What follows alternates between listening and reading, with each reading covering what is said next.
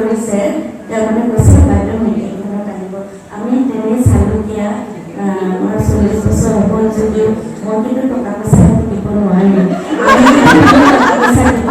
এনেকৈ কৈছে তেতিয়া মোৰ মনতে হাঁহি উঠিছে এইটো পাব্লিচিটি কোনে পইচা নোহোৱাকৈ মানুহজনী নাই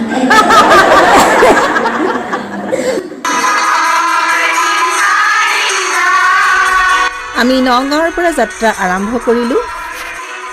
আমাৰ যাত্ৰা গুৱাহাটী বেলতলাত অনুষ্ঠিত কৰা সদৌ অসম মুখ্য শিক্ষিকা সন্থাৰ ৰাজ্যিক অধিৱেশনলৈ। গতিকে বন্ধু বান্ধৱীসকল পুনৰবাৰ স্বাগতম জনাই আপোনালোকক আজি অধিৱেশনৰ A to Z দেখাবৰ কাৰণে চেষ্টা কৰিম। পুৱা পতাকা উত্তোলন কৰাৰ পাছতে প্ৰতিনিধি সভাৰ বৈঠকখন আৰম্ভ কৰে আৰু এই বৈঠকত অসমৰ সকলো জিলাৰ পৰা মুখ্য শিক্ষিকাসকলে প্ৰতিনিধিত্ব কৰে আৰু নিজৰ নিজৰ সমস্যাসমূহ আলোচনা কৰে। কাৰ্যনিৰ্বাহক সভাৰ শেষৰ ফালে পুৰণি কমিটিখন ভংগ কৰি নতুন কমিটি গঠন কৰা হয় আৰু এওঁলোক নতুন কমিটিৰ সদস্য। এনেকৈ 31জনীয়া কমিটি এখন গঠন কৰা হয়। সভানেত্ৰী পদত নিৰ্বাচিত হৈ উষা দেৱীয়ে কি মন্তব্য আগবঢ়ালে জনাওকচোন। আপুনি সদৌ অসম ছুপাৰভাইজাৰ সন্থাৰ এইবাৰ নৱনিৰ্বাচিত সভাপতি ন, আপোনাৰ দায়িত্বৰ কৰ্তব্যটো কি হ'ব এতিয়া? পুনতে মই সদৌ অসম ছুপাৰভাইজাৰ সন্থাৰ সমূহ বিষয়ববীয়া তথা প্ৰতিনিধিকে মই মোৰ আন্তৰিক অভিনন্দন ও শ্ৰদ্ধা জ্ঞাপন কৰিছোঁ।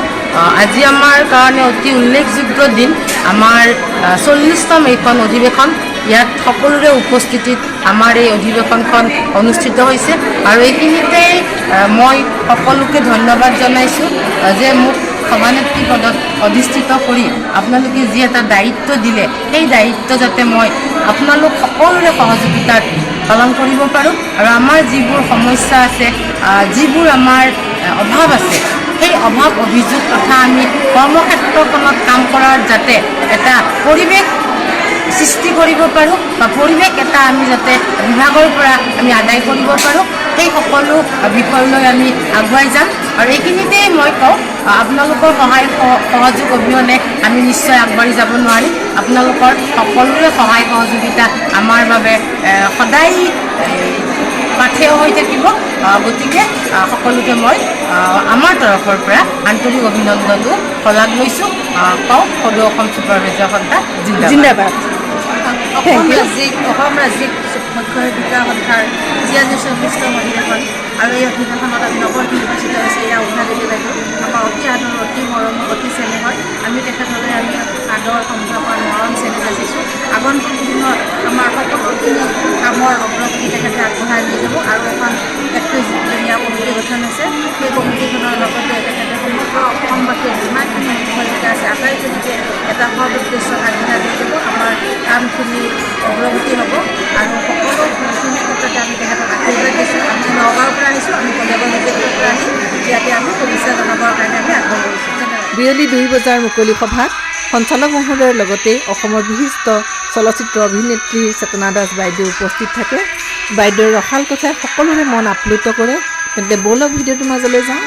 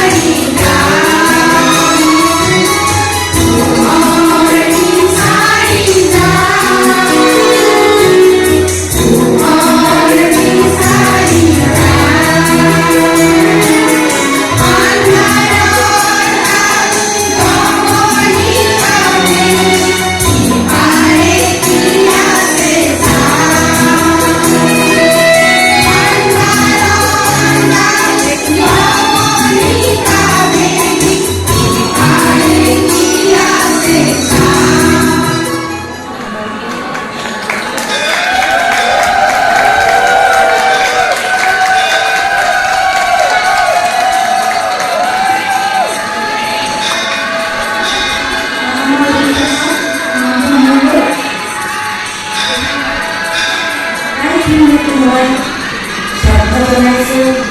কৈছোঁ যে আমি এইখিনি ভ্ৰমণ কৰি ফুৰি চাৰিওফালে আমাক 5 ষ্টাৰ হোটেলত গৈছে, একেবাৰে আপোনটো কাৰিকৰ কৰিছে, ঘৰত আহি আনিব লগা হৈছে। তেতিয়া ইজনী ফোন কৰিছোঁ, কেনে পাইছে কেনে পাইছে প্ৰয়োজনৰ সিদ্ধান্ত মৌলিক আমাৰ জাতিৰ অনুকূলে, আমাৰ দেশৰ অনুকূলে, দেশৰ মানুহৰ অনুকূলে আমি কাম কৰা আছোঁ। দায়িত্ব আমাৰ সকলোৰে আছে। গতিকে আমি সদায় মৰমৰ পাত্ৰ হওঁ, লগতে শ্ৰদ্ধাৰো পাত্ৰ হওঁ। ল'ৰা ছোৱালীও আমাক সন্মান কৰিব। এইখিনি মোৰ অভিজ্ঞতাৰ পৰা মই কৈছোঁ দেই, আৰু আপোনালোকৰ মাজতে আছে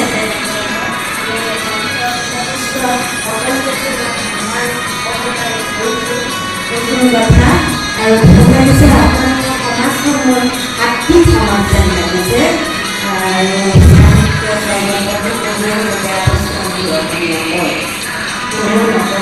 আৰু যদি আমাৰ কেতিয়াবা ধৰ্ম সঁচা কথা আপোনালোক সকলোবিলাক দায়িত্ব থকা সুন্দৰ যায়। গতিকে এই সময়ে আমি প্ৰত্যেকেই সন্মান